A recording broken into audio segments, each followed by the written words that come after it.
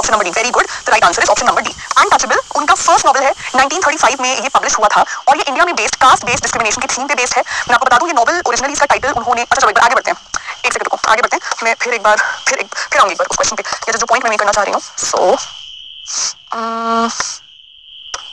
अच्छा चलो ये बताओ, who is the protagonist of the novel? Novel के प्रोटैगनिस्ट का नाम क्या है? नॉवल का प्रोटैगनिस्ट कौन है? बाखा, ठीक। ओरिजिनली उन्होंने इस नॉवल का टाइटल बाखा ही सोचा था। Here he happened to visit Sabarmati Ashram, Gandhi के यहाँ, Gandhi was also there, so he was in close connection with him in those 3 months. So in those 3 months, Mr. Mahatma Gandhi happened to read the manuscript. उन्होंने 2 major suggestions दिए थे। एक उन्होंने कहा कि तुम बाखा से नाम चेंज करके इसका एक जनरलाइज सा नाम रख लो। उसका रीजन ये है कि तुम यहाँ एक इंसान की कहानी नहीं सुना रहे हो, तुम यहाँ उन करोड़ों लाखों लोगों की कहानी सुनाने वाले हो जो इंडिया में कास्ट बेस्ड डिस्क्रिमिनेशन के शिकार होते हैं। तो नेम को थोड़ा जनरलाइज करो, ऐसे प्रॉपर नाउन वाला मत रखो, थोड़ा सा कॉमन नाउन वाला रखो। एक तो ये मेजर चेंज आया। दूसरा यहाँ पर ये मेजर चेंज आया, उन्होंने कहा इसकी जो लेंथ है उसको भी कम करो। लेंथ कम करने का रीजन ये था कि ओरिजिनली मुल्कराज आनंद जी ने बाखा के कैरेक्टर को highly stream of consciousness sensitive बनाया था। मतलब ये पीरियड अगर देखेंगे, नॉवल 1935 में आया है, तो around that period when he was writing, England में मॉडर्निस्ट लिटरेचर चलता था। मॉडर्निस्ट राइटिंग्स में writers like Virginia Woolf, Franz Kafka, Eliot, they had already experimented with the stream of consciousness technique. तो उस वजह से यहाँ पर बाखा कैसे क्या फील करता है, कैसे ह्यूमिलेटेड फील करता है, कैसे डाउनट्रोडन फील करता है, आनंद जी ने बहुत लंबे लंबे पेजेस उसको डेडिकेट किए थे। गांधी जी कहते हैं कि क्या जरूरत थी ये करने की, क्योंकि हमें बाखा को इंटेलेक्चुअली सुपीरियर क्रीचर नहीं दिखाना है। इतनी लंबी सोच वाले, वेरी गुड, इतना जो लंबा पैसेज उसकी सोच को दे रहे हो, इतना सोचना तो एक इंटेलेक्चुअल आदमी करता है। हमें तो वो जमादार है, हमें दिखाना है कि उस टाइम पे इंडिया में जो मैनुअल स्कैवेंजर्स की ह्यूमिलेटिंग जो पोस्ट है, हमारा ये जो ह्यूमिलेटिंग प्रोफेशन था, इसका आदमी कैसे सोचता होगा, कैसे जीता होगा। तो तुम्हें रियलिटी दिखानी है, तुम अपनी सोच के हिसाब से कैरेक्टर को नहीं बना सकते, तुम कैरेक्टर को रियलिटी दिखा के बनाओ। तो जिस तरीके का सोशल रियलिज्म चार्ल्स डिकेंस अपने नॉवेल्स में यूज किया करते थे, मुल्कराज आनंद ने वहां से एक लेसन लिया और आने वाले अपने सभी नॉवेल्स में उन्होंने अपने कैरेक्टर्स को उसी तरीके से फिर दिखाया। नो डाउट हम इनको इंडिया का चार्ल्स डिकेंस बुलाते हैं। Next question, what personal tragedy prompted Anand's early writing against caste oppression? His father's exile, his aunt's suicide, friend's execution, a failed marriage. बताओ। आनंद ने अपनी लाइफ में ऐसा क्या देखा था जो उन्होंने डिसाइड किया कि वो कास्ट बेस्ड ऑपरेशन के अगेंस्ट लिखेंगे? It was option number B.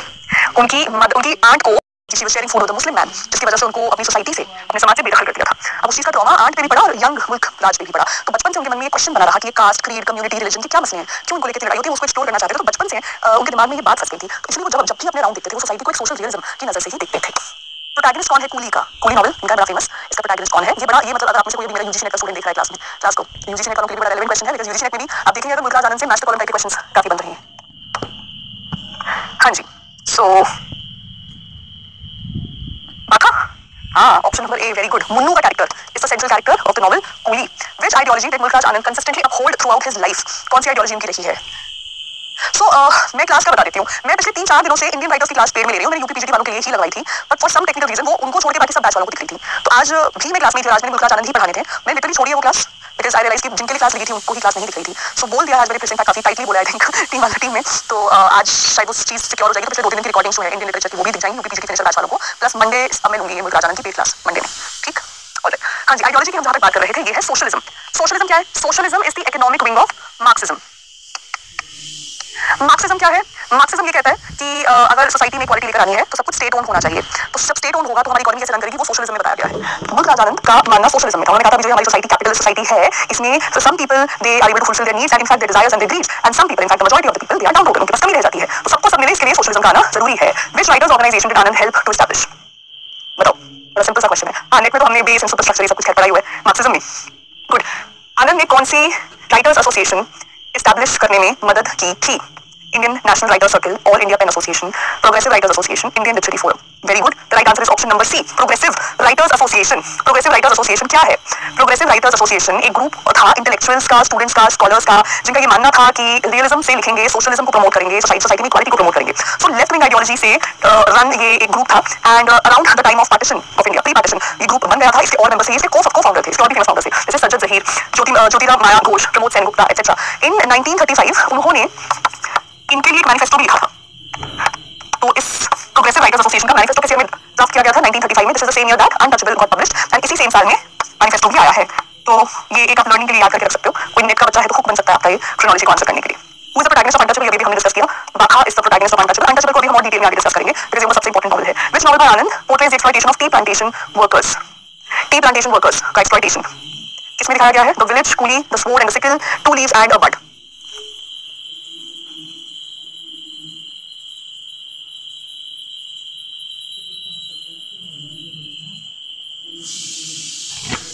Option number D, clear सबको? पक्का सी भी लग रहा है? सी वाले ऑप्शंस भी आ रहे हैं? नहीं, तो हम थोड़ा सा लर्न करना आपके लिए आसान है। 2 लीव्स एंड बड्स की बात हो रही है, you can connected with tea plantation. So कहानी सेट है ब्रिटिश टी प्लांटेशन की असम में, जहां पंजाब से उठ के लेबरर्स को यहाँ भेजा जा रहा है। लड़कियां डबली मार्जिनलाइज है, उनके खिलाफ उनके साथ सेक्सुअल एक्सप्लॉयटेशन भी हो रहा है, मेल्स के खिलाफ ऑफ कोर्स एक लेबर बेस्ड एक्सप्लॉयटेशन हो रहा है। तो ये कहानी है इस नॉवल की। कंगू इसका प्रोटैगनिस्ट है। Very good. और कूली की क्या सेंट्रल थीम है? कूली में मुन्नू का कैरेक्टर है। कूली की क्या सेंट्रल थीम है? ये 2-3 नॉवेल्स इतना भी कर लोगे तो काम चल जाएगा, इससे ज्यादा आपको करने की जरूरत नहीं है।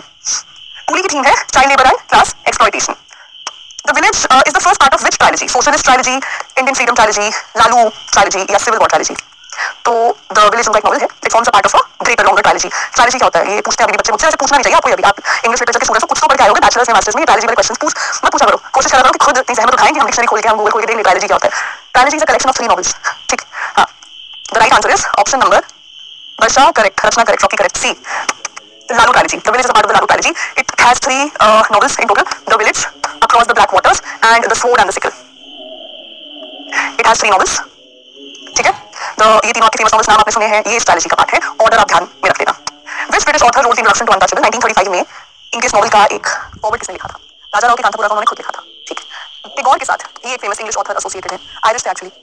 इसके अलावा एक और थे राइटर जिनको दूसरे इंग्लिश ऑथर ने हेल्प की थी, दिमाग में नाम नहीं आ रहा, को इसने किया था, नाम मेरे दिमाग में आ रहा, but anyway option number be very good. E.M. Foster ने हेल्प किया था इनको पब्लिकेशन में, प्लस इसका फॉरवर्ड लिखा था। टैगोर को किसने हेल्प किया था?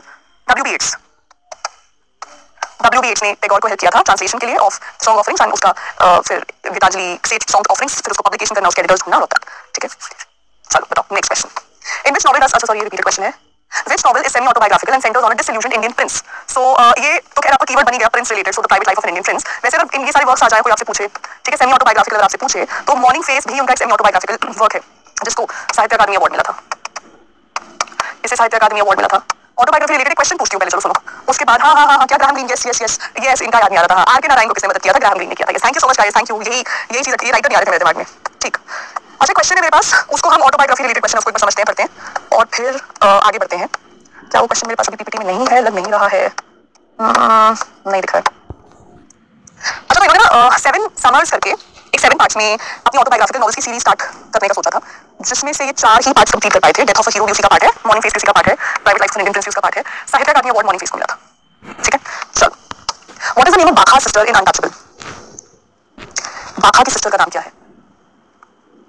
बाखा की सिस्टर का नाम था सोहिनी। सोहिनी का एपिसोड क्या है इस नॉवेल में, जिसके साथ एक सेक्सुअल असॉल्ट का केस होता है। सेक्सुअल असॉल्ट करता कौन है? पंडित कालीनाथ करता है। वो इसको अपने चेंबर्स में बुलाता है कि तुम सफाई कर दो, तो वो कहती है मैं कर देती हूँ। तो जब वो वहां जाती है, so he tries to touch her inappropriately. जब वो चीखती है, शोर मचाती है, तो वो उल्टा इसको इस पे चीखते हैं कि तुमने मुझे इम्प्योर कर दिया है ना। तो बेचारी अपना सपोर्ट भी नहीं वाली पाती। बाखा दूर से देखता है कि सब एपिसोड हो रहा है, and he can not find help और सपोर्ट फ्रॉम एनीबॉडी। अल्टीमेटली वो बेचारा क्या करता है, अपनी बहन को लेकर वहां से चला जाता है। काफी ये नॉवेल काफी मतलब वो था यार, काफी if you read it really काफी सिंपैथी आएगी आपके मन में इसको पढ़ के। Who is the protagonist in across the black waters? Gangu, Munnu, Lalu, बाखा। अक्रॉस द ब्लैक वाटर्स का प्रोटैगनिस्ट कौन है? Right answer is Lalu. भी मैंने आपको पीछे बताया, आपसे अगर कोई पूछे इसके बारे में, है ना, स्वॉर्ड एंड द सिकल के बारे में, द विलेज के बारे में, लालू इज द प्रोटैगनिस्ट। इसके अलावा रिसेंटली हमारा EMRS का एग्जाम था, याद है आपको? EMRS दिसंबर 2023 में फर्स्ट टाइम जो EMRS ने एग्जाम दिया था, उसमें क्वेश्चन बना था कि इनमें से कौन सा नॉवल, या नॉवल पूछा था और थीम पूछी थी। हाँ, नॉवल देकर थीम पूछी थी, नॉवल ये दिया था, तो the right answer is the sepoy mutiny. ठीक है, नहीं सॉरी, हाँ मतलब यहाँ से मतलब एक और ऐसा क्वेश्चन था, ये मुल्कराज आनंद से ही सिपॉय म्यूटिनी ऑफ 1857 की थीम पे पूछा था क्वेश्चन। तो ये क्वेश्चन आपके बेसिकली यहाँ से इस तरीके के करके बन जाते हैं। जैसे यहाँ पर आप देखेंगे विलेज में British army and fight in the world war 1 का बैकग्राउंड है, तो बैकग्राउंड रिलेटेड क्वेश्चन आपको काफी इंपॉर्टेंटली बन सकते हैं, बिकॉज़ उन्होंने अपने पीरियड के important social political historical events को उठाया था, तो उन्हीं के अराउंड आपको ये थीम्स देखने को मिलती हैं। What award was Mulk Raj Anand honored with in 1967? Padma Bhushan, Jnanpith, साहित्य अकादमी अवार्ड, बुकर प्राइज।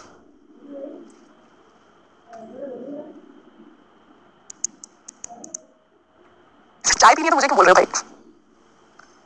कमाल है। मैं किसी चाय पिला दूं? हाँ, option number A, very good, Padma Bhushan मिला था, पद्म भूषण मिला था उनको। ठीक है, what profession does Bakha have in Untouchable? He is a toilet cleaner. अलग अलग वर्ड्स आप इसके लिए आपको हो सकता है पेपर में देखने को मिले। मैनुअल स्कैवेंजर हो सकता है, ठीक है। इसके अलावा अगर इंडियन हम जो यहाँ कास्ट सिस्टम में जो यूज करते हैं, तो आपको जमादार वर्ड भी देखने को मिल सकता है। अब आप देख लेना याद करके, टॉयलेट क्लीनर, मैनुअल स्कैवेंजर, जमादार, जो भी वर्ड है आपको याद रखना है, बाखा के प्रोफेशन से रिलेटेड है। What character dies of tuberculosis in Coolie? Coolie novel में ट्यूबरक्यूलोसिस से कौन सा कैरेक्टर मरा था? मुन्नू, बाखा, गंगू, लालू। हाँ, अभी का टाइम, सॉरी अभी करंटली मैं 4 बजे लेती हूँ सेशन, 4 से 5 चैनल पे हमारा सेशन रहता है। आज की क्लास मैंने लेके शुरू करके खत्म करती थी, लेकिन मेरे उत्तर प्रदेश के स्टूडेंट्स को वो नहीं दिख रही थी, एंड मैं 2-3 दिन से उसके लिए फाइट भी कर रही थी, बट वो आज भी उनको नहीं दिख रही थी, और वीक लगवाई थी, तो वो क्लास मंडे के लिए पोस्टपोन्ड है। हाँ जी, वेरी गुड। मुन्नू का ही कैरेक्टर है हमारा प्रोटैगनिस्ट ही है जो नॉवल में इवेंचुअली ट्यूबरक्लोसिस से मर जाता है। तो हमारे कोई इंग्लिश पोएट भी रहे हैं जिनकी डेथ ट्यूबरक्लोसिस से हुई हो, उसके लिए हमने वर्ड भी एक डिफरेंट यूज किया था, इफ यू रिमेंबर, कि कंजम्पशन करके कुछ कह रहे थे कि कंजम्पशन होता है, उससे उनकी डेथ हुई थी। कौन थे वो? मॉक टेस्ट बेटा वैसे 3 राइटर्स हो गए इंडियन के, अब ऐसे 3 राइटर्स मैं लगवा दूंगी आपके अमेरिकन के, है ना? तो ये करके फिर हम फिर से यूपी पीजीटी के मॉक टेस्ट आ जाएंगे। तो पीजीटी का एग्जाम आ रहा है, उसी की तैयारी करेंगे। And John Keats is the right answer. Very good. बाखा किस चीज को होप के फॉर्म में दिखता है? अनटचेबल में the flush toilet. Flush toilet के आ जाने से मैनुअल स्कैवेंजिंग का काम खत्म हो जाएगा ना, टॉयलेट क्लीन का काम खत्म हो जाएगा। सो ये उसके लिए रे ऑफ होप है। In which novel is the theme of socialism not pronounced? इनमें से कौन से नॉवल में सोशलिज्म का थीम नहीं देखने को मिलता? The lost child, across the black water, summers, seven summers, the sword and the sickle. बताओ ये कौन सा है, किसमें क्या है? ये तो क्वेश्चन बनता ही है।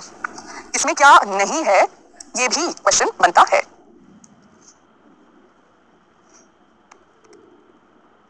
ओ सॉरी, मैं खुद ही सॉरी, मोस्ट प्रोनाउंस्ड, मैं खुद ही गलत बोल रही हूँ, sorry my bad. Most pronounced.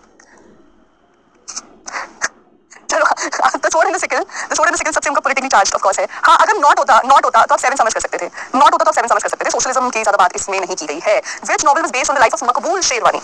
मकबूल शेरवानी की लाइफ पे कौन सा नॉवेल बेस्ड था?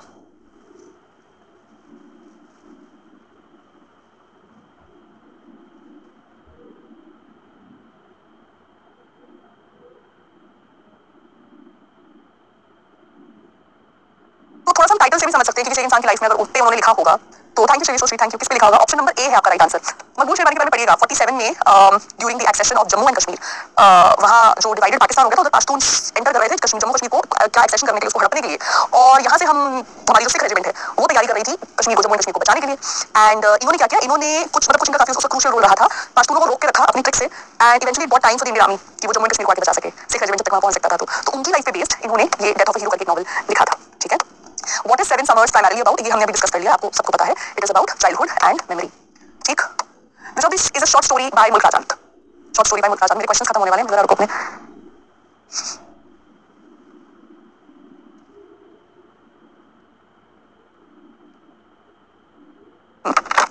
Which of these is a short story by Mulk राजान? Option number Meera, Meera. Option number B, option number A Lajwanti. Partition की स्टोरी है इसमें, यूजीसी नेट के स्टूडेंट्स थोड़ा ध्यान दें।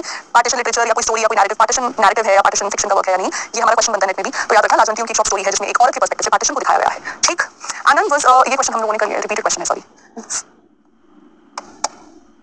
आनंद often incorporated which linguistic elements into his English pros? तो बड़ी अच्छी बात है ये कि हमारे इंडियन इंग्लिश राइटर्स, स्पेशली जो 3 फाउंडर्स थे, आर के नारायण, मुल्क राजानंद, राजा राव, ये बड़े सेंसिटिव और बड़े क्रिटिकल थे about the role of English in India. तो ना कि सिर्फ उन्होंने इंग्लिश को अडॉप्ट किया, बिकॉज़ वो समझ गए थे कि इंग्लिश के बिना कोई लाइफ है नहीं, है ना। पार्टीशन, चाहे वो आपका इंडिपेंडेंस था, पार्टीशन था, जितने भी इंपॉर्टेंट रोल्स थे जहां इंडिया को एक पब्लिक फेस क्रिएट करने का जरूरत था या पब्लिक फोरम में एक अपना रिप्रेजेंटेशन देने का जरूरत था, वहां English was the language that helped अस। लेकिन उन्होंने बीच-बीच में उसके फ्लेवर्स और उसका एक वो टेस्ट बरकरार रखा। मुल्क राजानंद खुद पेशावर से थे, पंजाबी थे, तो पंजाबी इडियम्स वो यूज कर रहे थे रेगुलरली अपने वर्क्स में, क्योंकि मेजॉरिटी कैरेक्टर्स भी यहीं से हैं। जैसे गंगू का कैरेक्टर है इन 2 लीव्स एंड अ बड, वो होशियारपुर पंजाब का दिखाया है, होशियारपुर कल न्यूज़ में भी रहा है, होशियारपुर तक भी पाकिस्तानी मिसाइल्स पहुंच गई थी, तो वो वहां का कैरेक्टर दिखाया गया है। ठीक। तो हिंदी पंजाबी इडियम्स वक्त अपने वक्त में यूज किया करते थे। ठीक। रुको अब एक बार, मेरे पास थोड़े और क्वेश्चंस हैं, मैं एक बार वो वाले आपको करवाती हूँ। शॉर्ट क्वेश्चंस अभी थोड़े और कर लेते हैं, फिर मेरे पास कुछ लॉन्गर क्वेश्चंस हैं। ठीक है ना, फिर वो हम लॉन्ग वाले क्वेश्चंस करेंगे। इससे क्या है कि हर टाइप के एग्जाम, जैसे अगर यूपी पीजीटी एमआरएस वगैरह में डायरेक्ट क्वेश्चंस आते हैं वो भी आंसर हो जाएंगे, एनडीएस में बीपीएस के समरी वाइज, तो वहां से हमारे काफी सारे क्वेश्चंस कवर हो जाएंगे। ठीक है। बताओ what is the name of the town where Untouchable is set? Amritsar, Bulashah, Bulashah. चलो करो इसको, you will find the right answer.